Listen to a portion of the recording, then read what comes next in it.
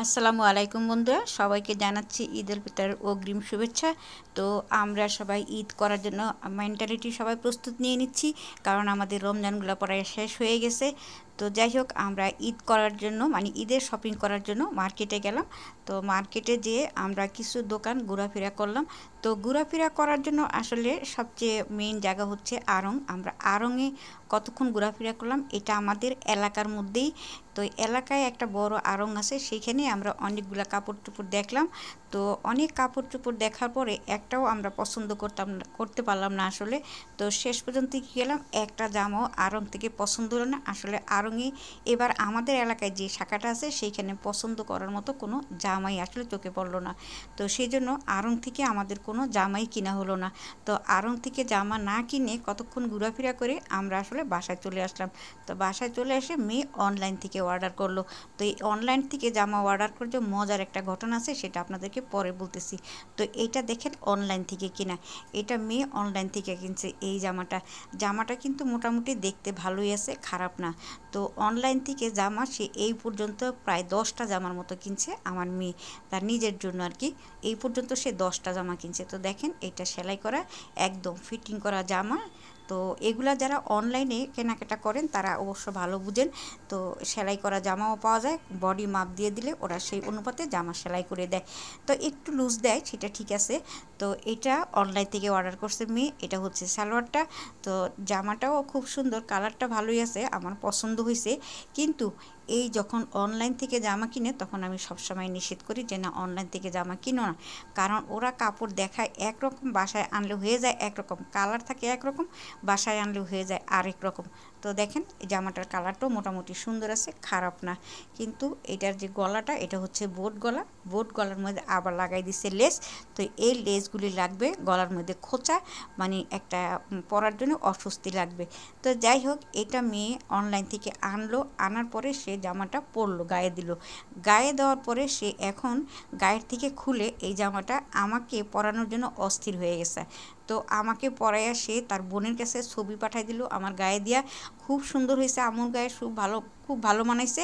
দুই বোনে মিলে আমাকে যত রকমের পটানোর দরকার তত রকম করে পটাইলো, পটাইয়া আমাকে জামাটা দিয়ে দিল। তো জামাটার দাম হচ্ছে 2500-2600 টাকা, মানে ডেলিভারি চার্জ নিয়ে। তো যাই হোক, একজন চায়না থেকে আর একজন বাংলাদেশ থেকে, দুই বোনে মিলে আমাকে এই জামাটা পটায় পুটায় আমারে গসাই দিল। কিন্তু আমার তেমন একটা পছন্দ হয় নাই, কারণ এগুলা সেলাই আমার ভালো লাগে না। তো যাই হোক, লেস টেস লাগানো কী করবো, এখন মেয়ের মুখের দিকে তাকাইয়া নিতে হইলো। কিন্তু বিনিময়ে আমাকে তাকে টাকা দিয়ে দিতে হলো। আমি তাকে 2000 টাকা দিয়ে দিলাম, তার 500 টাকা গচ্ছা, কিচ্ছু করার নাই। যেহেতু এটা আমার পছন্দ হইতেছে না, দুই বোনে মিললে আমাকে গসাই দিল, সেই জন্য 500 টাকার লস দিয়ে আমাকে এই জামাটা গসাই দিল। তো 500 টাকা গসাই দিলে কী যে এই 2000 টাকা আমি তাকে দিলাম, সেই 2000 টাকা সে আমাকে দিয়েছিল ঈদের জামা কেনার জন্য। তো সেটা হয়তো আমি আমার পছন্দ মতো কিনতাম, কিন্তু এখন তাদের পছন্দ মতো কিনতে হইলো। তো যাই হোক, এই 2000 টাকা তো আমি দিলাম, বেশ ভালো কথা, কিন্তু তাকে আমি যে কি করছি সেটা পরে বলতেছি। তো যাই হোক, আবারও মার্কেটে গেলাম, শপিংয়ে গেলাম। যেহেতু সে জামাটা আমাকে দিয়ে দিছে, তার তো একটা কিছু কিনা চাই, তাই না? মন তো খারাপ হবেই, এটাই স্বাভাবিক। তো সেই জন্য আমি আবার তাকে নিয়ে শপিংয়ে গেলাম, এবং এবার বাসাবো আড়ংয়ে গেলাম। তো সেইখানেও আসলে পছন্দ করার মতো কিছু একটা হইল না। দাম জামা যাই হোক না কেন পছন্দ হলো। তো এই জামাটা আবার এলাকায় এসে পছন্দ করলাম, এবং এই জামাটা দেখি যে ভালো সুতি, এবং সব কিছু মোটামুটি ভালোই লাগছে, কম দামের মধ্যে খুব ভালো লাগছে। তো সে নিজেও পছন্দ করলো মেয়ের জন্য। তো এই জামাটা, এটা হচ্ছে সালোয়ার, দেখেন সব কিছু মোটামুটি ভালো আছে, খারাপ না মন্দ না। এই গরমের জন্য এই জামা পারফেক্ট আছে, ঠিক আছে। তো এই জামাটাই মেয়ের জন্য নিয়ে নিলাম, এবং এই জামাটাও সে তার বোনকে চায়নাতে পাঠাই দিল, এবং সেও জামা দেখে খুশি যে হ্যাঁ ভালো হয়েছে, এটা আমার জন্য একটা কিনে নাও। তো বললাম ঠিক আছে, তোমার জন্য একটা কিনে রাখবো না।